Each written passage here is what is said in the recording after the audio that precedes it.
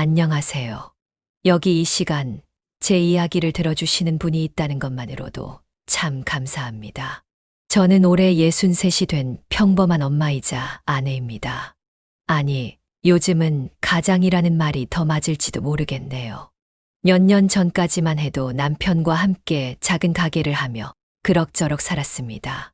크게 부자는 아니었지만 아이들 키워놓고 둘이서 소소하게 살면 그걸로 족하다 생각했지요.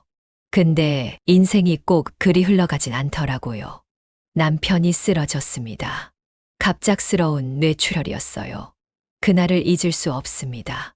밥을 먹다가 말끝을 흐리던 남편의 얼굴, 움직이지 않던 한쪽 팔, 119 구급차 소리, 차가운 병원 복도에서 수술을 기다리며 혼자 떨고 있던 저. 거기서부터 제 인생은 완전히 달라졌습니다. 남편은 이제 반신이 마비돼 말도 느릿하고 움직임도 어렵습니다. 요양병원에 오래 있을 만큼 돈도 넉넉치 않았기에 결국 제가 돌봐야 했어요. 그때부터 저는 마트에서 일하고 요양보호사 자격증을 따고 때로는 아파트 청소까지 다녔습니다. 처음엔 그래도 남편을 위해서라면 참을 수 있었어요. 그런데 점점 몸이 말을 안 듣기 시작하더군요. 무릎이 시리고 손가락 관절이 아프고 아침에 일어나면 일어나기도 겁났어요. 가끔은 이런 생각이 들었어요. 내가 뭘 그렇게 잘못 살았다고 이렇게까지 고생해야 하나. 더 힘들었던 건 사람들의 말이었어요. 가까웠다고 생각했던 친구들이 요즘은 얼굴도 안 보이네? 뭐 좀 준비 좀 해두시지. 그 나이에 고생하신다니까. 그 말들이 얼마나 아프던지. 혼자 밥 먹다 말고 숟가락을 놓은 적도 있어요. 그저 울고 싶었어요. 불 꺼진 방 안에서 소리도 없이 베개 젖게 우는 날이 참 많았죠. 그땐 정말 몰랐어요. 이 고통이, 이 가시가 내게 무슨 뜻이 있는지를요. 하지만 그런 날에도 꼭 전화 한 통이 오더라고요. 언니, 오늘 새벽에 언니 생각나서 기도했어요. 언니, 내가 김치 좀 했는데 같이 나눠요. 한 친구, 딱 한 친구는 끝까지 저를 붙들어 줬어요. 그 친구 덕에 저는 다시 교회 문턱을 넘을 수 있었어요. 몇 달 만에 간 주일 예배. 목사님이 고린도후서 말씀을 전하시더군요. 내 은혜가 내게 족하도다. 이는 내 능력이 약한 데서 온전하여짐이라. 그 말씀을 듣는데 그동안 참아왔던 눈물이 그냥 쏟아졌어요. 그날 말씀을 들으며 처음으로 이렇게 생각했어요. 혹시 내가 이 고통을 통해 하나님을 더 깊이 만나게 되는 건 아닐까? 내가 강할 때는 하나님께 무릎 꿇을 이유가 없었어요. 내 힘으로 살아가는 줄 알았거든요. 근데 이제는 아니에요. 내가 너무 약해졌을 때, 너무 무너졌을 때, 비로소 하나님의 손을 붙잡게 되더라고요. 그때 알았어요. 아, 이 가시는 은혜였구나. 너무 아프고 너무 괴로웠지만 그 가시 덕분에 나는 이렇게 주님의 품으로 돌아올 수 있었어요. 그날 이후 제 마음이 조금씩 달라지기 시작했습니다. 삶이 나아진 건 아니에요. 남편은 여전히 집안에서 천천히만 움직이고 병원비는 카드값으로 돌려막는 날도 많았죠. 장바구니에 들어있는 것들을 계산대 앞에서 한두 개 다시 빼내는 일도 익숙해졌습니다. 그래도요, 이상하게 마음 한쪽에 작지만 따뜻한 등불 하나가 생긴 것 같았어요. 그 불빛은 매일 새벽 제가 조용히 펼쳐드는 말씀에서 피어올랐습니다. 광야로 인도하신 분도 하나님이시다. 광야에서 먹이시고 광야에서 길을 내시는 분도 하나님이시다. 저는 지금 광야에 있어요. 사람들이 보기엔 나고한 사람 같고 힘없고 초라해 보이는 사람일지 몰라요.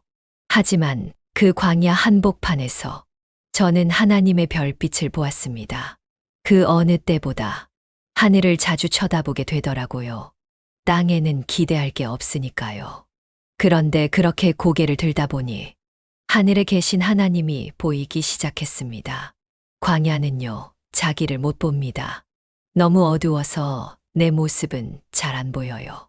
근데 그 어둠 덕분에 오직 하늘만 또렷하게 보이더라고요.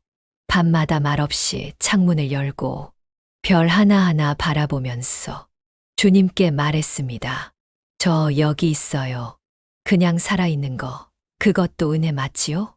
가끔은 너무 무거운 날이 있어요.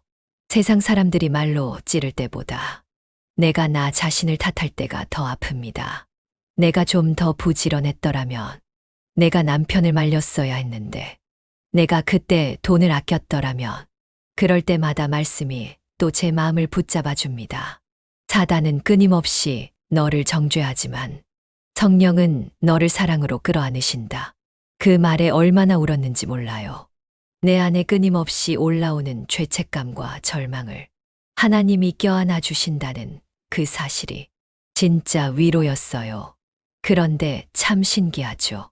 아무것도 나아지지 않았는데 마음이 조금씩 단단해졌습니다.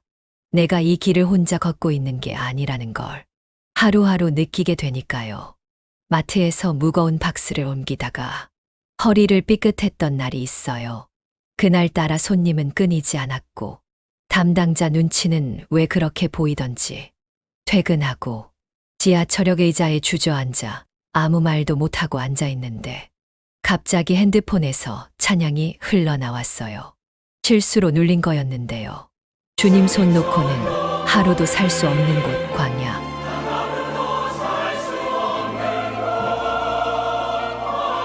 그 순간 가슴이 철렁 내려앉더라고요. 주님이 내 옆에 계셨구나. 내가 잊고 있었을 뿐이구나.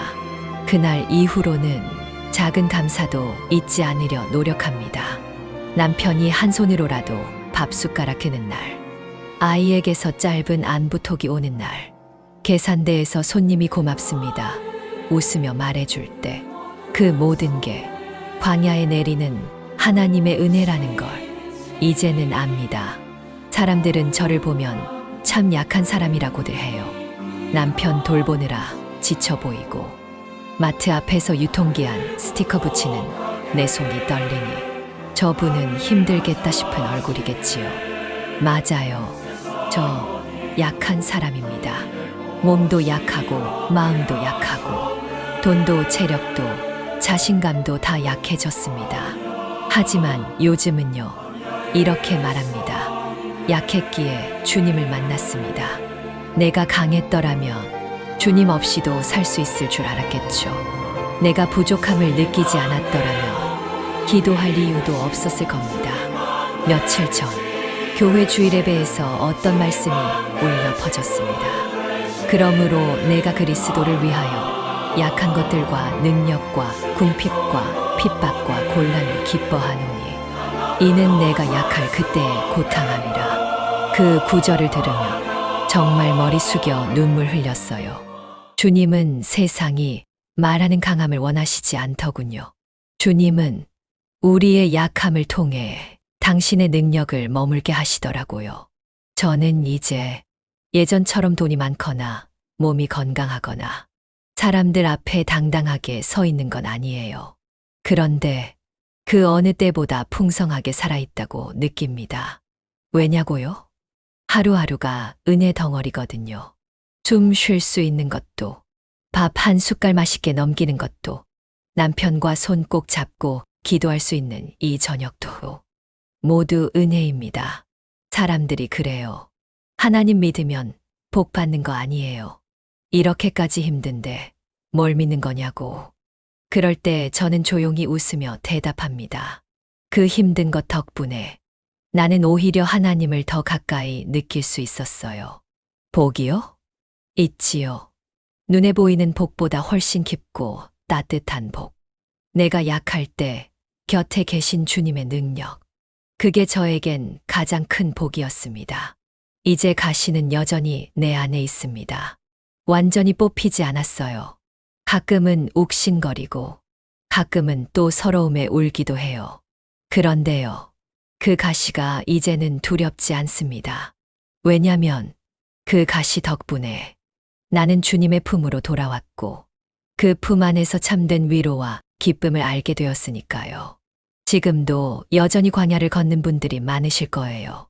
경제적인 어려움, 가정의 문제, 몸의 질병, 마음의 외로움. 하지만 꼭 기억해 주세요. 그 광야에 주님이 계십니다. 그 어두움 속에 별을 보여주시고 그 가시 속에 은혜를 담아주시는 분이 바로 우리 하나님입니다. 저처럼 약한 사람에게도 기적처럼 손을 내미셨던 그분이 당신 곁에도 지금 함께 계실 겁니다. 이 상, 가시는 아팠지만 은혜였습니다. 어느 60대 어머니의 조용한 고백이었습니다. 오늘 하루도 지치고 마음 한켠이 시린 분들이 계시다면 이 이야기 속 은혜가 당신 마음에도 가만히 내려앉기를 소망합니다. 지금까지 황혼 상담소였습니다. 다음 시간에도 당신의 저물녘 이야기에 작은 등불 하나 켜드릴게요. 감사합니다.